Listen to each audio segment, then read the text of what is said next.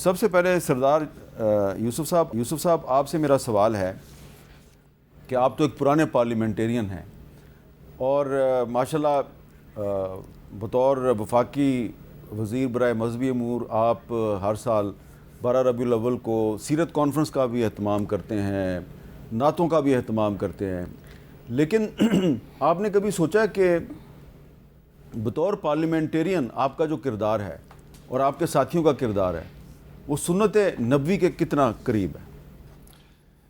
بسم اللہ الرحمن الرحیم۔ شکریہ میر صاحب۔ واقعی مطلب ہے نہ صرف پارلیمنٹیرین بلکہ ہر مسلمان جی یہ اس کا عقیدہ بھی ہے، اور ہر لحاظ سے کامل مسلمان وہی ہو سکتا ہے جو نبی پاک صلی اللہ علیہ وآلہ وسلم کی تعلیمات کے مطابق زندگی گزارے۔ جی اور جس طرح کہ پاکستان ایک اسلامی مملکت ہے، اللہ کے فضل و کرم سے پاکستان بنا ہی اسلام کے نام پر ہے، اور یہاں پر تو ہماری اجتماعی ذمہ داری بھی ہے، اور جو الیکٹڈ لوگ ہیں جس طرح پارلیمنٹ کے ممبر ہیں ان کی سب سے زیادہ ذمہ داری بنتی ہے کہ ہم حضور پاک صلی اللہ علیہ وسلم کی جو مکمل ایک زندگی ہے اس کے مطابق ہر سسٹم کو اس کے مطابق چلائیں۔ ہمارا جو نظام ہے، پارلیمنٹری نظام ہو یا کوئی اور جس طرح کا سیاسی نظام ہو، وہ بھی اسلام کے عین مطابق ہونا چاہیے۔ اور جس طرح کہ آپ نے سوال کیا کہ ہم جو پارلیمنٹ کے ممبران ہیں، چاہے اس میں کوئی وزیر ہیں یا کوئی گورنمنٹ پارٹی کہیں، کوئی اپوزیشن کہیں، لیکن ہم سب کی ایک اجتماعی ذمہ داری بنتی ہے کہ ہم اسوہ رسول صلی اللہ علیہ وسلم کے مطابق خود بھی عمل کریں اور دوسروں کو کی بھی رہنمائی کریں۔ جس طرح کہ آپ کو پتہ ہے 1973 کا جو آئین ہے وہ ایک اسلامی آئین ہے، اور اس میں یہ اس بات کی ضمانت بھی دی گئی ہے کہ قرآن و سنت کے متصادم کوئی آئین کیا آرٹیکل 227 جو ہے وہ یہ کہتا ہے تمام موجودہ قوانین کو قرآن پاک اور سنت میں منضبط اسلامی احکام کے مطابق بنایا جائے گا، اور کوئی غیر اسلامی قانون نہیں بن سکتا، اس کے خلاف کوئی قانون نہیں بن سکتا۔ اور اس پر یعنی ایک اسلامی نظریاتی کونسل بھی بنی ہوئی ہے، جو بھی کوئی اگر تجویز آتی ہے تو پہلے مطلب ہے اس کو اسلامی نظریاتی کونسل کے پاس بھیجتے ہیں، اس کے بعد وہ اس کی سفارشات آتی ہیں، پھر آگے وہ چل سکتا ہے۔ تو یہ ایک بڑی اچھی بات ہے، اس کی ضمانت آئین نے دی ہے۔ اور اس وقت جو قانون سازی ہوتی ہے اس میں ہمارے لیے یہ لازم ہے، جس طرح کہ اسلامی نظریاتی کونسل ہے اور اس کے ساتھ ایک پارلیمانی جو کمیٹی ہو، تو وہ بیٹھ کر پہلے اچھی طریقے سے اس کو تھریش آؤٹ کریں اور اس کے بعد اس کی قانون سازی ہو۔ تو یہ جو آرٹیکل رکھی ہے اس سے یعنی پارلیمنٹ پابند ہوتی ہے کہ وہ اس قسم کا کوئی قانون پاس نہیں کر سکتی جو کہ اسلام کے خلاف ہو، جو کہ حضور پاک صلی اللہ علیہ وسلم کے جو دین اسلام ہے یا ان کے حکم کے خدا نخواستہ اس کے خلاف ہو۔ اللہ اور اللہ کے رسول کے حکم کے مطابق کی قانون سازی ہو سکتی ہے۔ اچھا جی، نعیمہ کشور صاحبہ، آپ پہلے صوبائی اسمبلی کی ممبر رہیں، آپ قومی اسمبلی کی ممبر ہیں، آپ یہ بتائیں کہ جو قانون سازی ہو رہی ہے آج کل پارلیمنٹ میں، کیا قرآن اور سنت کے عین مطابق ہے؟ بسم اللہ الرحمن الرحیم۔ بہت شکریہ امیر صاحب۔ میرے خیال میں اس وقت ہمیں ضرورت ہے کہ اس پہ عمل درآمد ہو، سنت پہ، حضور صلی اللہ علیہ وسلم کے دیے ہوئے تعلیمات پہ۔ اگر قانون سازی جس طرح آپ نے 227 کا حوالہ دیا آرٹیکل کا، اس میں یہی لکھا ہے کہ اسلامی نظریاتی کونسل جو قوانین ہے وہ اسلام کے مطابق بنانے کے لیے میرے خیال میں 10 سال کا عرصہ دیا گیا تھا کہ بنائیں گے۔ امیر صاحب مجھے بتایا جائے کہ ابھی تک اس کی کتنی سفارشات ٹیبل ہوئی؟ اس پہ قانون سازی تو دور کی بات ہے، اس پہ ڈیبیٹ بھی نہیں ہوئی، بس سفارشات آتے ہیں، ٹیبل ہوتے ہیں، اور مجھے نہیں لگتا کہ اس میں سے 5% لوگ بھی اس کو پڑھتے ہیں۔ میرے خیال میں اس وقت بہت ضرورت ہے کہ جتنی بھی اسلامی نظریاتی کونسل کی سفارشات آئی ہے اس پہ باقاعدہ ڈسکشن ہو اور اس پہ قانون سازی ہو، تب ہم جو اپنا حلف لیتے ہیں کہ ہم اسلامی تعلیمات کے مطابق اس ملک کو چلائیں گے، اللہ تعالیٰ کے قوانین، حضور صلی اللہ علیہ وسلم کے قوانین کے مطابق، اور تب ہم اپنا وہ حق ادا کریں گے۔ اسی لیے ہم نے جب 26 امendment امینڈمنٹ ہو رہی تھی تو ہم نے اس میں بھی اس کو ڈالا کہ اسلامی نظریاتی کونسل کی جب سفارشات آئے تو کم از کم اس کو ڈسکشن ہو. ابھی بھی پچھلے سال بھی اسلامی نظریاتی کونسل کی سفارشات آئی ہے, اس میں بہت ساری, اور 26ویں ترمیم میں یہ بھی شامل کروایا گیا تھا کہ جو شریعت کورٹ کا جو فیصلہ ہے ربا کے شریعت کورٹ کا تھا کہ اس کے سود کے خلاف جو تھا کہ سود کا خاتمہ ہوگا, ان کا فیصلہ آیا ہے. امپلیمنٹ ابھی تک نہیں ہوا. ہم نے ایک ٹائم فریم دیا ہے 26ویں ترمیم میں کہ 31 دسمبر 2027 تو ذرا بتایا جائے کتنا اس پہ پیش رفت ہوا. تو اگر ہم نے حضور صلی اللہ علیہ وسلم کی تعلیمات پہ عمل پیرا ہونا ہے تو ہم نے یہ ملک اسلام کے نام پہ وہ کیا تھا, قائم کیا تھا. لیکن اب جو قانون سازی ہو رہی ہے, چونکہ میں پچھلا ٹینور بھی اس سے پہلے ایز اے ایم این اے رہ چکی تھی, پورے 5 سال ہم نے صرف یہ چیزیں روکتے رہے کہ اسلام کے خلاف نہ ہو.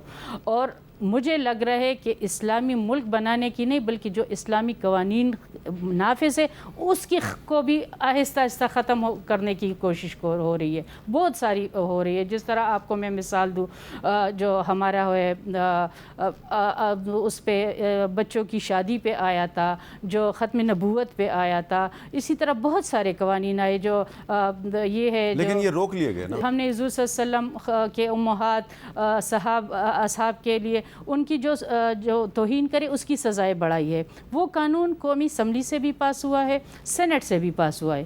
اب کدھر ہے؟ صدر نے اس کو سائن نہیں کیا, حالانکہ جب 15 دن وہ سائن نہ کرے تو آٹومیٹکلی قانون بن جاتا ہے. پچھلے ٹینور میں یہ ہوا تھا جب علوی صاحب صدر تھے. اب اس قانون کا اتا پتہ نہیں ہے کہ وہ قانون کدھر ہے. اسی طرح 26ویں ترمیم میں ہمارے ساتھ وعدہ کیا, بلکہ ایڈ کیا مدارس کی رجسٹریشن کا, ابھی تک وہ نہیں ہوئی. تو یہ چیزیں ہیں کہ ہمیں اسلامی تعلیمات کو نافذ کرنے کے لیے عملی اقدامات کرنی ہوگی, قانون سازی کرنی ہوگی, تب ہم کہیں گے کہ ہم سیرت پہ عمل کر رہے ہیں یا سنت پہ عمل کر رہے ہیں. جی صاحبزادہ عدنان قادری صاحب, اب آپ جب بنے ممبر اسمبلی کے تو آپ نے ایک حلف بھی اٹھایا تھا, اور وہ سارے حلف اٹھاتے ہیں, تو اس حلف کو بھی اگر ہم سامنے رکھیں تو سوال میرا یہ ہے کہ جو ہمارے ارکان پارلیمنٹ ہیں, خواہ قومی اسمبلی کے ممبر ہیں, سینٹ کے ممبر ہیں, صوبائی اسمبلیوں کے ممبر ہیں, وہ اپنے حلف کی کتنی پاسداری کرتے ہیں؟ بسم اللہ الرحمن الرحیم. جناب حامد میر صاحب, بہت شکریہ, آپ نے اس اہم ترین موضوع پر ہمیں لب کشائی کا موقع عنایت فرمایا, اور ربیع الاول کے اس خوبصورت مہینے میں رحمت للعالمین پیغمبر کے اس اسوہ حسنہ کو اپنانے کی ضرورت بھی ہے اور اس پیغام کو عام کرنے کی ضرورت بھی ہے. جو آپ نے فرمایا حلف نامے کے حوالے سے, یقیناً میں جب وہ حلف نامہ ہم پڑھتے ہیں ایز اے صوبائی اسمبلی ممبر اور پھر وزیر کے طور پر وہ حلف اٹھاتے ہیں, اس میں جو قسم اور جو حلف دیا جاتا ہے وہ انتہائی مشکل ہے عمل کے حوالے سے, لیکن کوشش کرنی چاہیے ہمیں بھی ایز اے پارلیمنٹیرین اور ہر مسلمان کو کہ حضور پاک صلی اللہ علیہ وسلم کے اسوہ حسنہ کو, ان کے رحمت للعالمینی کے وہ آفاقی پیغام کو اپنی زندگیوں میں, اپنی ذات میں, اپنے معاملات میں اس کو سامنے رکھے اور اس کی پاسداری کرے. اور بدقسمتی سے اس ملک میں جب قوانین اور دیگر امور کی بات آتی ہے تو ہمیشہ, بلکہ اکثر تو نہیں لیکن بعض اوقات ان کو بائی پاس کیا جاتا ہے, اور بائی پاس اس طرح ہو جاتا ہے کہ پھر دوبارہ شور مچانے پر اس میں ترمیم دوبارہ کر دی جاتی ہے. تو ان چیزوں کو مد نظر رکھتے ہوئے جو حضور علیہ السلام کے ذات کے متعلق, ختم نبوت کے متعلق جو قوانین ہیں, اس کی ہمیں ہر اسمبلی میں ہوتے ہوئے, ہر کیبنٹ میں ہوتے ہوئے اس کی پاسداری ضرور رکھنی چاہیے, اور خود اپنی ذات کی حد تک بھی جناب. اچھا سردار صاحب, ایک سوال ہے کہ آپ اپوزیشن میں بھی رہے ہیں, حکومت میں بھی ہیں. اپوزیشن میں جب ہوتے ہیں تو میں نے دیکھا ہے کہ کورم کی نشاندہی کی جاتی ہے. جی ہاں. تو جو کورم کی نشاندہی کا مقصد یہ ہوتا ہے کہ اجلاس برخاست ہو جائے, ختم ہو جائے. جی.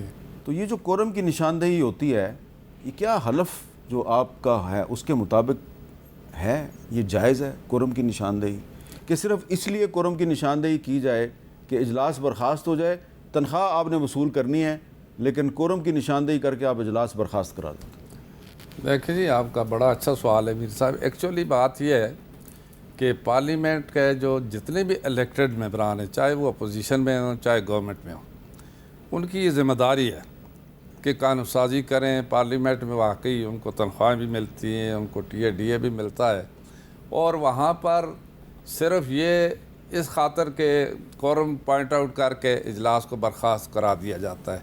تو یہ میں سمجھتا ہوں اپنی ذمہ داری سے انحراف ہے. میری ذاتی رائے بالکل ہے کہ اپنی ذمہ داری سے انحراف ہے. دیکھو، اپوزیشن اور گورنمنٹ دونوں اس کا پارلیمنٹ کا حصہ ہے اور دونوں کی ذمہ داری بنتی ہے. ہاں، اگر کوئی واقعی جس طریقے سے اگر کورم پورا نہیں ہے وہ اگر پوائنٹ آؤٹ کیا جاتا ہے تو یہ بھی اچھی بات ہے کہ کیوں لوگ نہیں آئے، ان کو آنا چاہیے. لیکن اگر کورم بھی پورا ہو، صرف پوائنٹ آؤٹ کر کے اپوزیشن چلی جائے اور مطلب کورم کی وجہ سے اجلاس ختم کرا دیا جائے، تو میں سمجھتا ہوں کہ یہ زیادتی ہے اور یہ نہیں ہونا چاہیے.